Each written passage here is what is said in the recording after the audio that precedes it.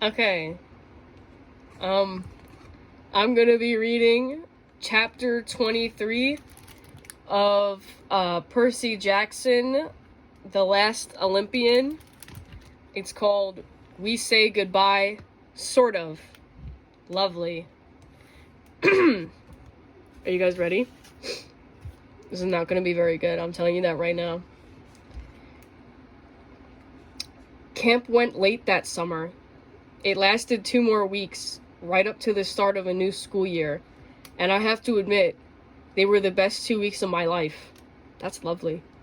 Of course, Annabeth would kill me if I said anything different, but there was a lot of other great stuff going on too. Grover had taken over the Satyr Seekers and was sending them out across the world to find unclaimed half-bloods. So far, the gods had kept their promise. New demigods were popping up all over the place, not just in America, but in a lot of other countries as well. I'm gonna try to do voices, but they're not gonna be very good, so... I don't know. I'll think about it. We can hardly keep up, Grover admitted... hold on. We can hardly keep up, Grover admitted one afternoon as we were taking a break at the canoe lake. We're going to need a bigger travel budget, and I could use 100 more satyrs.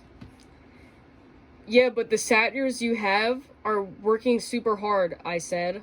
I think they're scared of you. Grover blushed. That's silly. I'm not scary. I mean, you sound kind of scary. You're a Lord of the Wild, dude. The chosen one of Pan? Okay. A member of the Council of... Stop it! Grover protested. You're as bad as Juniper. I think she wants me to run for president next. He chewed on a tin can. Okay. As we started... He chewed on a tin can as we stared across the pond at the line of new cabins under construction. Why was he chewing on a tin can? The U-shape would soon be a complete rectangle, and the demigods had really taken to the new task with gusto. Nico had some undead builders working on the Hades cabin, even though he was still the only kid in it. It was going to look pretty cool. Solid obsidian walls with the skull over the door and torches that burned with green fire 24 hours a day. Next to that were the cabins of Iris, Nemesis, Kate, and several others I didn't recognize. They kept adding new ones to the blueprints every day. It was going so well, Annabeth and Chiron were talking about adding an entirely new wing of cabins just so they could have enough room. The Hermes cabin was a lot less crowded now, because most of the unclaimed kids had received signs from their godly parents. It happened almost every night, and every night more demigods straggled over the property line with the satyr guides, usually with some nasty monsters pursuing them, but almost all of them made it through. It's going to be a lot different next summer, I said. Sharon's expecting we'll have twice as many campers. Yeah, Grover agreed, but it'll be the same old place. He sighed contentedly. I watched as Tyson led a group of Cyclops builders. They were hoisting huge stones in place for the Kate cabin, and I knew it was a delicate job.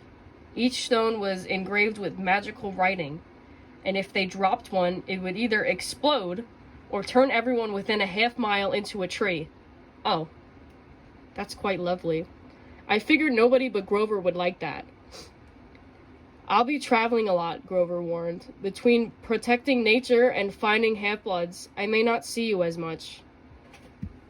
Oh, Jesus Christ. Won't change anything, I said. You're still my best friend. Aw, that's sweet. He grinned, except for Annabeth. That's different. Yeah, he agreed. It sure is. In the late afternoon, I was taking one last walk along the beach when a familiar voice said, "Good day for fishing." My dad, Poseidon, was standing knee-deep in the surf wearing his typical Bermuda shorts, beat-up cap, and a real subtle pink and green Tommy Bahama shirt. Why is the god of the water wearing a Tommy Bahama shirt? Anyway, he had a deep-sea fishing rod in his hands, and when he cast it, the line went way out, like halfway across Long Island Sound. Lovely. "Hey, Dad," I said, "what brings you here?" He winked. "Never really got to talk in private on Olympus. I wanted to thank you." "Thank me? You came to the rescue." "Yes, and I got my palace destroyed in the process. But you know, palaces can be rebuilt. I've gotten so many thank you cards from the other gods. Even Ares wrote one, though I think Hera forced him to. It's rather gratifying. So thank you. I suppose even the gods can learn new tricks." The sound began to boil. At the end of my dad's line, a huge green sea serpent erupted from the water. It thrashed and fought, but Poseidon just sighed, holding his fishing pole. With one hand, he whipped out his knife and cut the line. The monster sank below the surface. "Not eating size," he complained. "I have to release the little ones, or the game wardens will be all over me." "Little ones? ?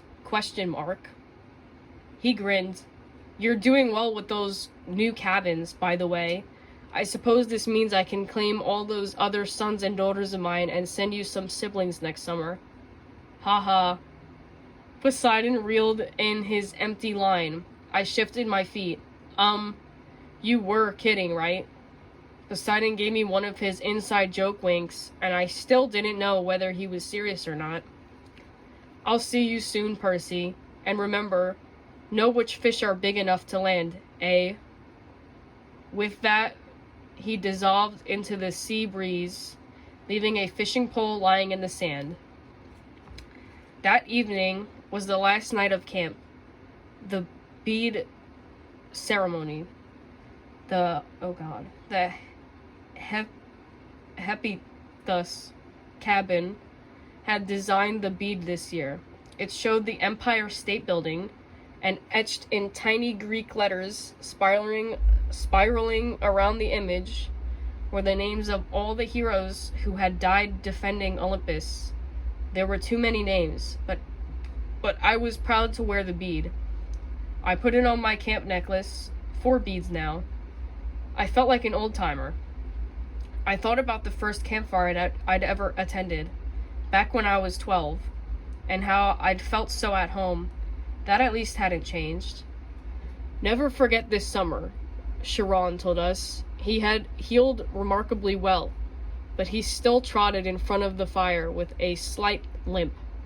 "We have discovered bravery and friendship and courage this summer. We have upheld the honor of this camp." He smiled at me, and everybody cheered. As I looked at the fire, I saw a little girl in a brown dress tending the flames. She winked at me with red, glowing eyes. No one else seemed to notice her, but I realized maybe she preferred it that way. "And now," Chiron said, "early to bed. Remember, you must vacate your cabins by noon tomorrow, unless you've made arrangements to stay the year with us. The cleaning harpies will eat any stragglers, and I'd hate to end the summer on a sour note." The next morning, Annabeth and I stood at the top of Half-Blood Hill. We watched the buses and vans pull away, taking most of the campers back to the real world. A few old-timers would be staying behind, and a few of the newcomers, but I was heading back to good high school for my sophomore year. The first time in my life I'd ever done 2 years at the same school. "Goodbye," Rachel said to us as she shouldered her bag. She looked pretty nervous, but she was keeping a promise to her father and attending Clarence Academy in New Hampshire. It would be next summer before we got our oracle back. "You'll do great," Annabeth hugged her. "Funny. She seemed to get along fine with Rachel these days. Rachel bit her lip. I hope you're right. I'm a little worried. What if somebody asks what's on the next math test and I start spouting a prophecy in the middle of geometry class? The Pythagorean theorem shall be problem 2. Gods, that would be embarrassing. Why would you shout a prophecy in math class? Annabeth laughed, and to my relief, it made Rachel smile. Wow. She said, you two be good to each other.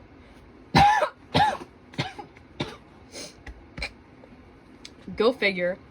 But she looked at me like I was some kind of troublemaker before I could protest. Rachel wished us well and ran down the hill to catch a ride. Annabeth, thank goodness, would be staying in New York. She'd gotten permission from her parents to attend a boarding school in the city so she could be close to Olympus and oversee the rebuilding efforts. And close to me? I asked. Well, someone's got a big sense of his own importance. But she laced her fingers through mine. I remembered what she'd told me in New York about building something permanent, and I thought, just maybe, we were off to a good start. The guard dragon Pelus curled contentedly around the pine tree underneath the golden fleece and began to snore, blowing steam with every breath.